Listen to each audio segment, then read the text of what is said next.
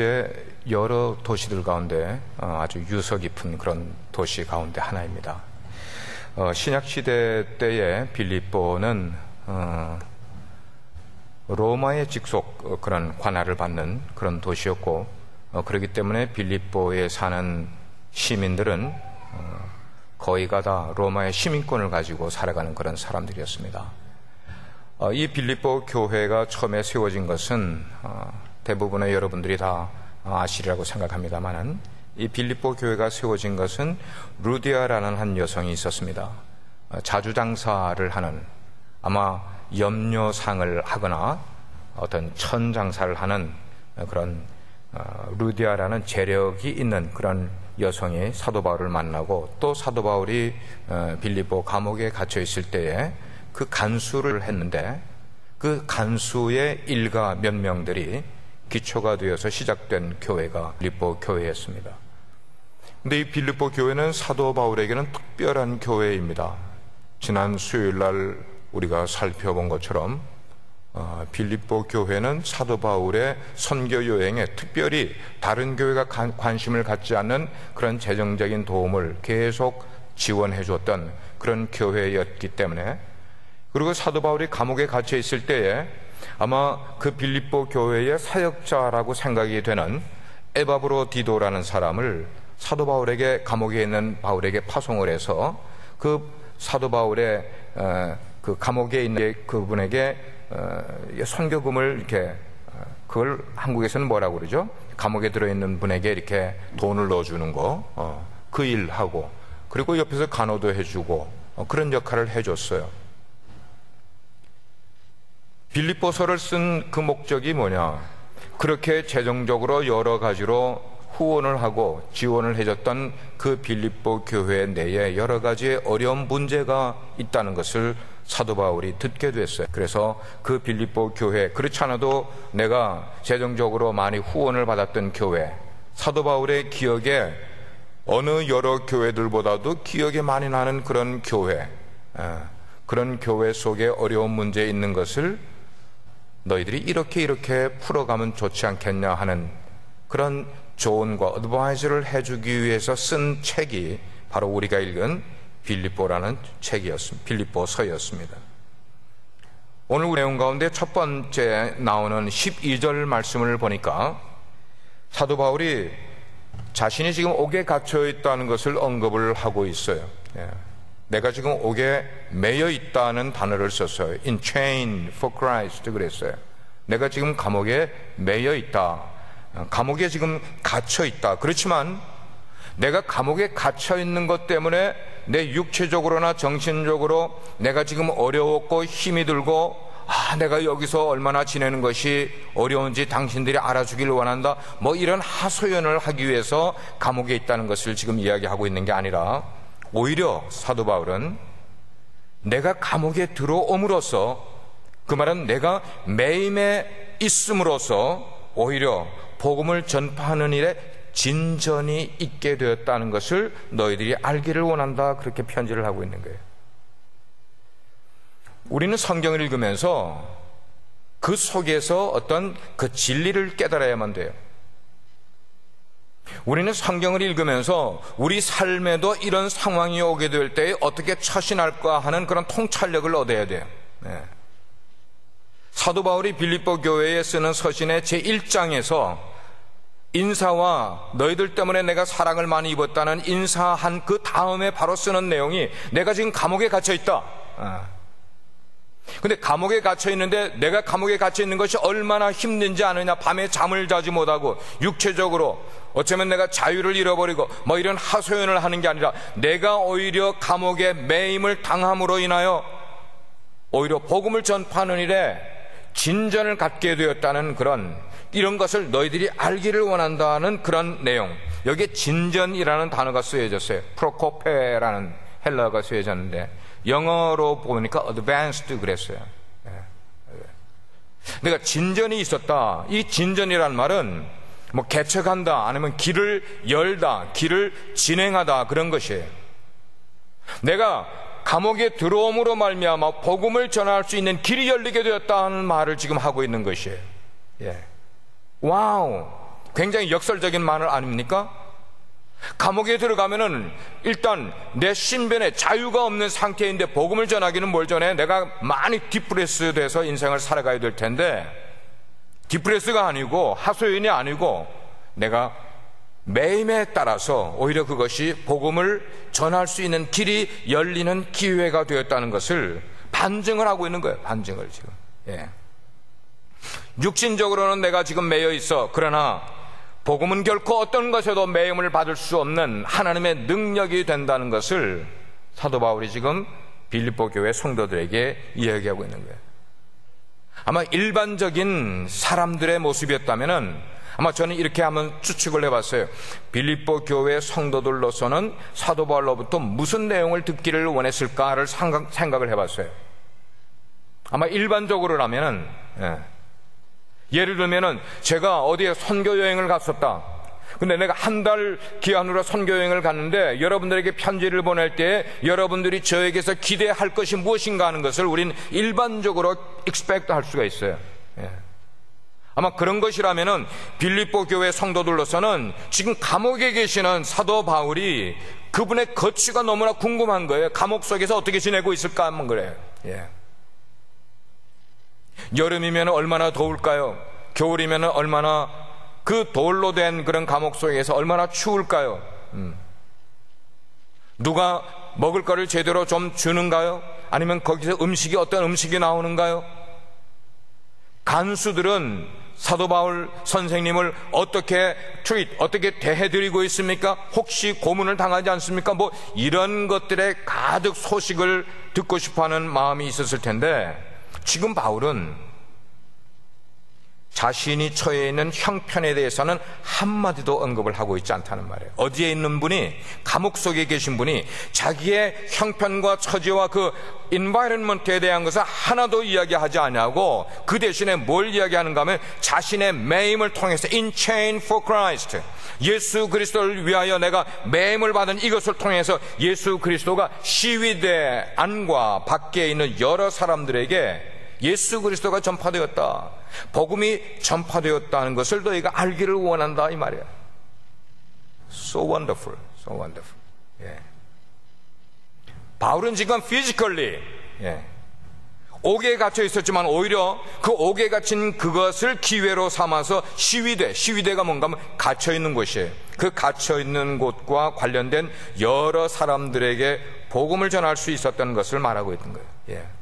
이렇게 바울은 자신의 매임, I am in chain for Christ 그랬어요.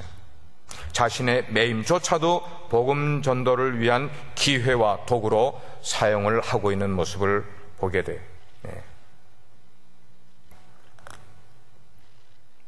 저는 이 말씀을 준비하면서 심히 제 마음 가운데 부끄러움을 느꼈습니다. 나는 부름받은 종인데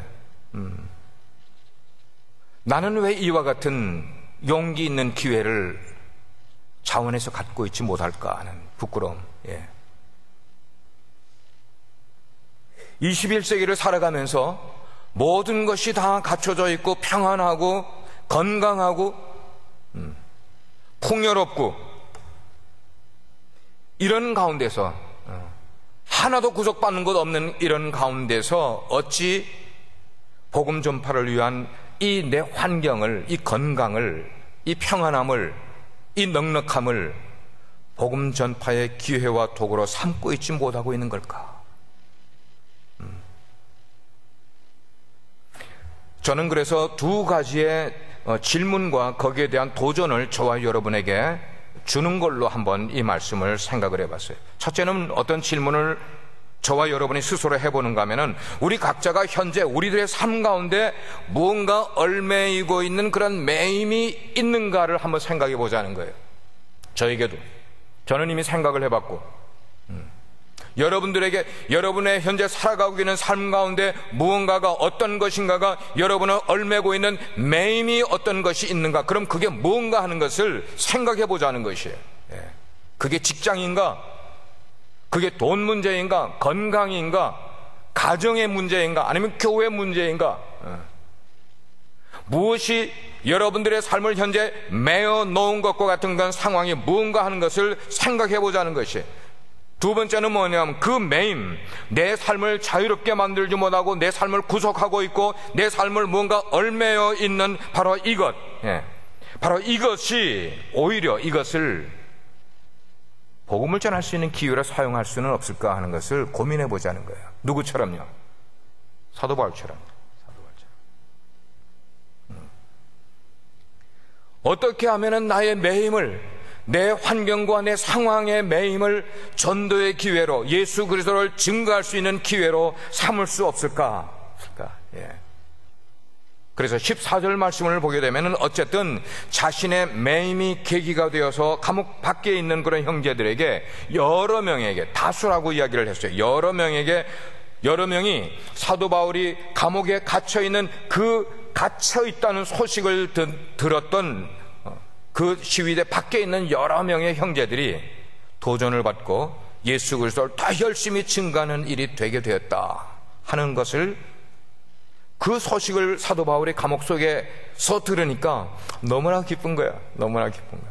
아, 내가 비록 감옥에 갇혀 있어도 내가 감옥에 갇혀 있는 이 사실을 알고 있는 이 감옥 밖에 있는 형제들 가운데 몇 명이 나 대신 복음을 더 열심히 증거하는 일이 있다더라 하는 것을 듣고 나니까 사도 바울이 얼마나 기쁜지 모르겠어요.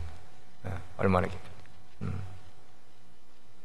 다음으로 바울이 지금 오늘 말씀 가운데서 다루고 있는 내용은 뭔가 하면, 복음을 전하긴 전하는데 서로 다른 두 동기를 가지고 복음을 전하는 두 부류의 사람들이 있음을 우리에게 알려주고 있어요. 그 첫 번째 부류는 복음을 전할 때에 착한 뜻을 가지고 복음을 전하는 부류가 있고, 또 다른 한 부류는 투기와 분쟁으로 복음을 전하는 그룹이 있다고 이야기를 하고 있어요. 이 15절 말씀이에요. 여러분, 복음이 뭡니까? 복음은 구속받은 자를, 구속되어 있는 자를, 그 말은 죄에 얽매여 있는 사람을 그 죄의 구렁으로부터 구원해주는, 바로 그것이 복음이 아니냐고요. 근데 그 아름답고 그 좋고 귀한 그 복음을 전하는 사람이, 그 전하는 사람의 마음이 착한 사람도 있대지만 그 복음을 전하는 사람이 그렇지 않은 사람들도 있다는 게 이게 무슨 말이냐고요. 복음이라는 게 너무나 중요하고 너무나 귀하고 너무나 아름답고 사람을 죄인으로부터 살리는, 죽을 수밖에 없는 인생을 살리는 일을 하는 그 복음인데, 그 복음을 전하는 사람들 가운데 어떤 사람들은 착한 마음으로 복음을 전하는 사람이 있는데, 어떤 부류의 사람들은 착한 마음으로 복음을 전하는 게 아니라 시기와 투쟁으로, 분쟁으로 복음을 전하는 사람이 있다는 게 이게 도대체 무슨 말이냐는 거예요. 여기에 착한 뜻이라는 것은 헬라어로 유도키아라는 단어를 썼어요. 근데 이것은 선한 동기와 선한 행동을 유발하는 것이 이게 착한 뜻이에요. 그건 뭔가 하면 사랑에서 우러나오는 마음으로 복음을 전하는 거예요.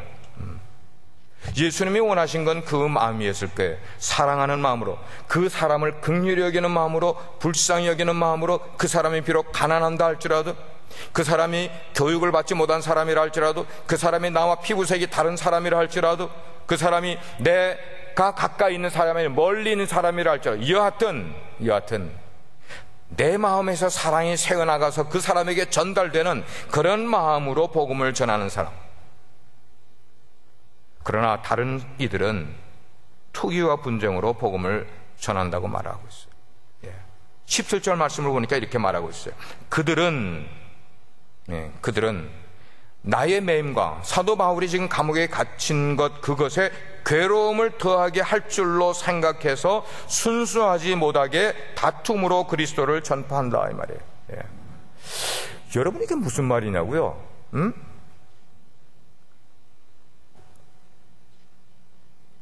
복음을 전하면은 그 아름답고 귀한 그 보석 덩어리와 같은 복음을 전하는 일인데, 왜 그 복음을 전하는 사람이 착한 뜻으로 전하지 못하고 시기와 분쟁으로 다툼으로 복음을 전하는 일이 생기게 되겠냐는 것이에요.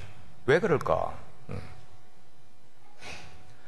교회에서 우리가 함께 신앙생활을 하다 보면은 간혹 어떤 사람을 보게 되는가 하면 어떻게 저런 마음으로 신앙생활을 할까 하는 마음을 갖게 하는 사람들이 있잖아요. 예. 저건 아닌데 세상 사람들도 저런 마음을 쓰지는 않을 거야. 뭐 그런 마음을 가지고 신앙생활을 하는 사람들을 우리는 가끔 보게 돼. 신앙생활 하는데 불필요하게 심한 경쟁의식을 가지고 신앙생활을 하는 사람, 유독 자기가 드러나기를 원하는 그런 사람, 의도적으로 남을 힘들게 하고 난처하게 만들려고 하는 사람, 말을 만들어내고, 여하튼 이런 것들로 인해서 착한 뜻으로 복음을 전하는 것이 아니라 그 공동체 속에서 이상하게 그런 마음을 품고 이렇게 나가는 그런 사람들이 왜 교회 속에 가끔씩 있다는 거예요. 그러니까 그런 것 때문에 뭐가 일어납니까? 다툼이 일어나는 거예요. 분쟁이 일어나고 시기가 일어나게 되고, 여기 다툼이라는 단어가 원래 상업적인 그런 데서 거래 속에서 쓰여지는 그런 단어라고 그래요. 여기 다툼이라는 게. 그래서 상업적으로 쓰여지는 단어에서 다툼이라는 게 뭔가 하면 돈을 벌기 위해서라면 수단과 방법을 가리지 않고 돈을 벌려고 하는, 자, 그런 사람들이 하는 게 뭐예요? 다투잖아, 사람들하고요. 왜? 수단과 방법을 가리지 않고 돈을 벌려니까 사람들하고 부딪히게 되는 거예요. 다투게 되는 거예요. 사도 바울은 지금 감옥에 갇혀 있지만 자기 주변 가운데 있는 사람들 가운데, 복음을 증거하는 사람들 가운데 그렇게 다툼으로 복음을 전하는 자들이 있다는 것을 알고 있는 거예요. 그런 사람들을 의식을 하면서 마치 오로지 돈을 벌고자 하는 그런 목적으로만 일하는 그런 일꾼처럼 복음도 그렇게 전하려고 하는 사람들, 그러니까 복음의 참된 가치를 알지 못하고 자신의 목적과 그리고 자신의 유익만을 위해서 복음을 전하려고 하는 사람들이 있음을 사도 바울이 지금 이야기하고 있는 내용이 우리가 읽은 그 15절, 16절, 17절의 내용이었어요. 저는 대형교회 무용론자인 목사는 아니에요. 대형교회가 필요 없다 이렇게 말하는 목사는 아니에요. 그러나 대형교회들이 오늘날 추구하고 있는 그런 많은 목회의 방향성, 그리고 성장지상주의나 집단이기주의와 같은 이런 것들이 굉장히 비성서적이고 반성서적인 요소들이 대형교회 속에 얼마나 많이 있음을 보게 되니까 대형교회를 바라보는 시각이 그렇게 좋은 시각으로 보지 않게 되는 것이에요.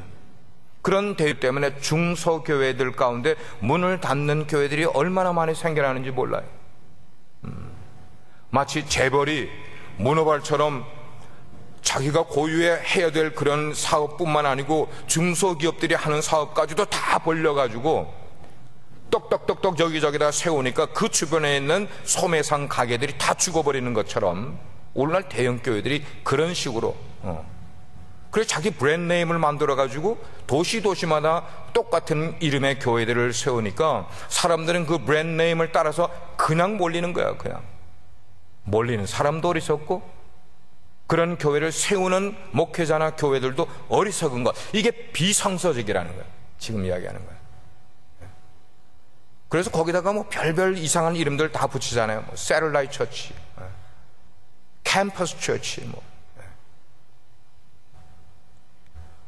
여러분, 우리가 아무리 복음을 다루는 사람이라 할지라도, 복음을 사람들에게 나누는 사람이고 심지어는 복음을 설교하는 사람이라 할지라도 자신의 유익을 위해서 복음을 이용하면서까지 그 일을 하게 될 경우, 그게 정말로 복음을 우리에게 주신 하나님의 뜻에 합당한 것이냐 하는 거예요. 네? 복음을 다루는 사람들이 굉장히 조심해야 될 부분, 우리가 복음을 전해야 돼요. 그래서 믿지 않는 사람들을 믿게 만들어야 돼. 그러나 그 복음을 전하는 동기와 복음을 전하는 그 마음이 누구를 위한 것인가? 자기 자신의 유익을 위한 것이 되어버려서는, 자기 자신의 목적을 이루는 그런 방편으로 복음을 이용하는 것이 되어서는 그 유익이 없지 않겠냐는 것이죠. 복음에 무슨 유익이 일어나고 거기에 무슨 복음의 열매가 맺힐 수 있겠냐는 것입니다. 오늘날 많은 목회자들과 교회들이, 어쩌면 저도 그러고 있는지 모르겠어요. 복음을 이용하고 있지 않냐는 거예요, 교회들이. 우리가 다 같이 복음을 전하고 그리스도를 전파할지라도 그 전파하는 것에 동기가 천차만별일 수 있다는 것을 우리가 알 때에 성경이 말하는 동기가 뭐여야 되는데, 그것이 아닌 다른 동기로 복음을 전하고 다른 동기로 복음을 스프레드 하려고 하면은 그 자체가 하나님의 뜻에 어긋난 것이 되지 않겠냐는 것이. 우리가 교회를 볼 때 여러 교회를 보게 되면은 그 교회들마다 그 교회가 가지고 있는 고유의 목회 철학이 있고, 그 교회의 비전이 있고 그 교회의 방향이 있지 않나는 거예요. 각양각색의 교회의 모습들이 나타나고 있지 않나는 거예요. 예를 들면은 어떤 교회는 썬데이스쿨, 저 교회는 썬데이스쿨로 유명한 교회야. 썬데이스쿨을 통해서 복음을 전파하는 모습이죠. 어떤 교회는 제자훈련으로 다지고 해서 제자훈련으로 유명한 교회가 되었고, 어떤 교회는 그냥 부흥회를 통해서, 어떤 교회는 또 사회사업을 굉장히 강조를 해서 그 교회는 많은 헌금을 구제나 그런 사회복지를 위해서 사용하는 그런 교회들. 어떤 교회는 선교를 중점으로 하는 교회, 어떤 교회는 전도를 중점으로 하는 교회, 이렇게 그 교회가 가지고 있는 목회 철학에 따라서 교회가 얼마나 많은 모습을 가지고 있냐는 것이. 이게 다 뭐 하기 위해서예요? 복음을 전파하고 복음을 전도하기 위해서 그런 일들을 하고 있는데, 사랑하는 성도 여러분들이요, 우리가 깨달아야 될 것은 우리는 복음을 전해야 되고 우리는 전도해야 됩니다. 믿습니까? 예, 우리는 복음을 전해야 돼요. 기회를 얻든지 못 얻든지 우리는 전도를 해야만 한단 말이에요. 그렇지만 우리가 어떤 것이 동기가 되어서 그 일을 하느냐, 이게 중요한 것이에요. 어떤 것이 동기가 되어서. 우리가 금년 초에 선교 세미나를 들었어요. 정민영 선교사님. What is the missional church? 그거에 대한 거 굉장히 강조를 많이 했어요.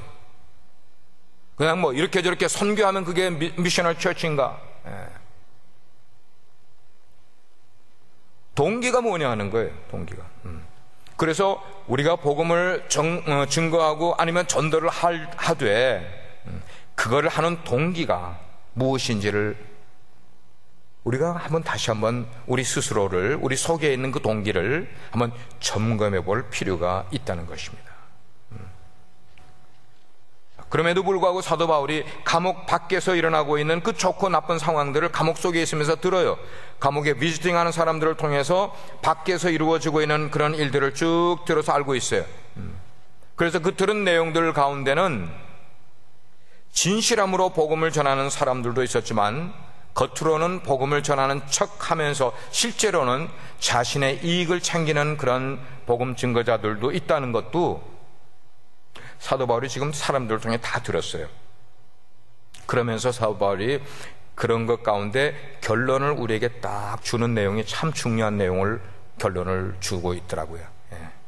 사도 바울이 주는 건 뭐냐면은, 그렇게 순수한 모습으로 복음을 전하는 사람이 복음을 전하는 내용이든지, 아니면 순수하지 못하고 자신의 이익을 추구하면서 복음을 전하는 사람들이 있더라도 그 두 가지의 동기에 대해서 사도 바울은 일관되게, 그러나 이것도 나에게 기쁜 일이고 저것도 나에게 기쁜 일이다, 지금 이 말을 해주고 있는 거예요. 착한 뜻으로, 그래서 사랑으로 복음을 전하든지 아니면 투기와 분쟁을 통해서 혹은 이기심으로 복음을 전하든지, 바울은 그 복음 전하는 자들, 그 사람들을 비난하거나 복음 전하는 행위를 금지시키는 일을 지금 하지 않고 있단 말이에요. 우리 같으면 어떻게 했어요? 우리 같으면 사도 바울은 그렇게 복음을 전하는 동기와 법도를 따지기보다는 여하튼 전파되는 것은 그리스도이기 때문에, 그리스도의 이름이 이런 방법이든지 저런 방법이든지 우리가 볼 때는 바르지 않은 방법인 것 같은 방법으로도 결국은 그리스도가 전파된다는 사실에 초점을 맞추고 있다는 거예요. 전파된다, 그 사실 하나만 가지고도 나는 기뻐할 수 있겠다, 그 말이에요. 마지막 18절. 와, 뭔가 달라요. 어쩌면은 옳고 그른 것을 분명히 따지기 좋아하는 사람들 앞에서라면은, 어쩌면 동기도 분명히 해야지 왜 동기가 바르지 못하냐 그러면서 입장을 분명히 표명하는 사람들에게 바울의 이런 태도는 굉장히 불분명하고 우유부단한 태도와 같이 보일 수 있는 그런 내용이 분명해요. 그렇지만 사도 바울은 우리가 알아야 되는 것은 복음에 온전히 사로잡혀 있는 그런 사도 바울의 모습, 우리하고 생각이 다르다는 거예요. 저는 그런 생각을 해봤어요. 사도 바울이 청년 시절에 예수 그리스도를 만난 이후에 그는 죽을 때까지 한 번도 제가 볼 때는 그의 열심과 열정이 식어진 적이 없이 살다가 인생을 마감했던 사도 바울. 그런 사도 바울을 생각을 하니까 너무 부끄러운 거야, 제가. 저의 신앙생활 속에는 부름을 받은 이후에 신학교를 가고 막 그때 굉장히 뜨거워서 누가 가라고 하지 않아도 막 전도여행 다니고 말이죠.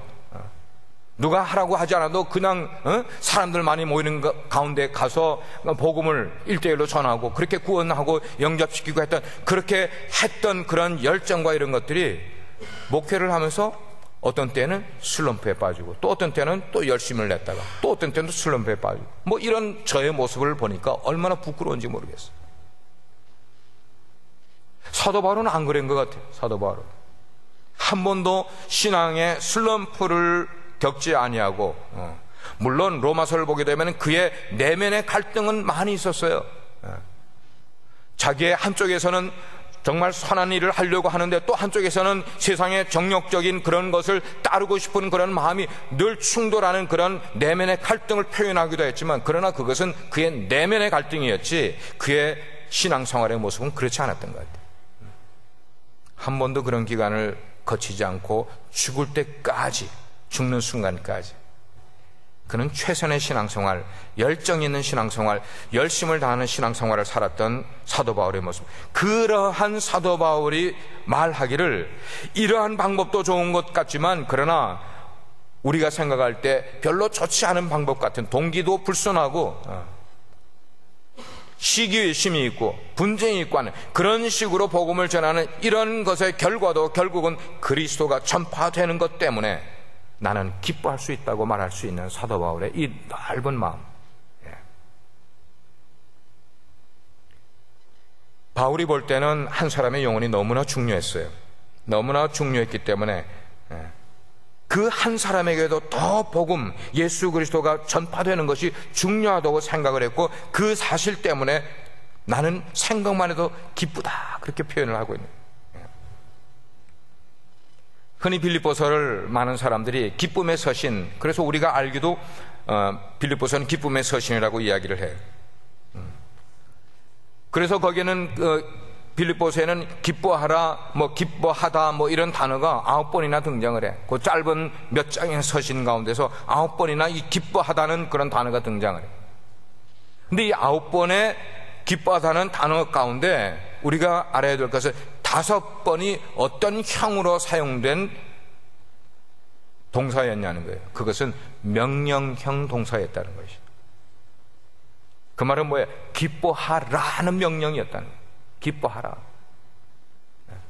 어떤 상황적인 것을, 현상적인 것을 설명하기 위한 서술형의 기뻐하다는 그런 표현이 아니라 기뻐하라는 그런 말이에요. 기뻐하라.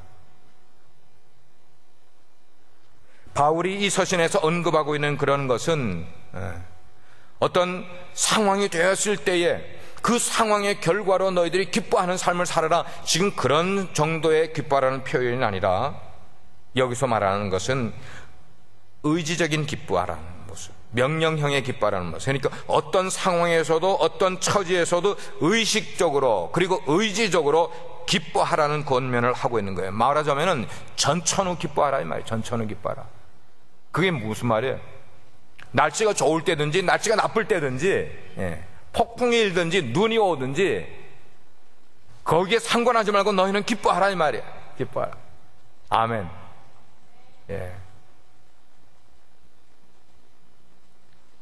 제가 바울 서신 가운데 가장 좋아하는 게 빌립보서라고 이야기했잖아요. 때때로 우리가 신앙생활을 열심히 하고 또 잘하려고 노력을 함에도 불구하고 내가 계획한 일이, 내가 하고 있는 일이 잘 안 될 때가 있어요. 어떡하겠어요? 그럴 때 내가 신앙생활을 정말 열심히 눈물을 쏟으며 하고 있는데도 불구하고 어떤 때는 복음을 증거하기 위해서 어렵고 위험한 지역에 가서 복음을 전하다가 덜컥 감옥에 들어가 버렸어. 아니, 하나님의 좋은 일을 하려고 갔는데 감옥에 들어가서 어찌하오리까. 더 심하면 생명의 위기가 올 수 있는 그런 일을 당하게 된다면 우리의 마음이 어떻게 되겠어요? 자, 그럴 때에 우리가 복음을 증거하는 것으로 유쾌하고 않고 그 정도가 아니라 얼마나 심한 디프레스에 빠지겠냐는 거예요. 그런 상황에 처하게 된다면 내 하는 일이 정말 되는 일이 없는 것 같은 그런 상황, 시도해도 끝이 보이지 않는 것과 같은 그런 암담함이 내 앞에 놓인다고 할 때 우리는 얼마나 디프레스에 빠지겠냐는 거예요. 그러나 사도 바울은 나 자신이 어떻게 되든지 나의 어떻게 되는 건 상관없이 그 일로 인하여서라도 그리스도가 전파되고 또 복음 전파에 진전이 이루어지는 일이 된다면 내 상황, 내 환경 어떻게 되는 것, 그거는 나는 전혀 개의치 않고 나는 만족하고 기뻐할 수 있겠다. 사도 바울의 절대 기쁨이었어요. 여기에 기뻐하라는 건 절대 기쁨이었어요. 전천후 기쁨이었어요. 오늘 이 한 말씀 들었다고 해서 우리가 하루아침에 사도 바울처럼 될 수가 없어요.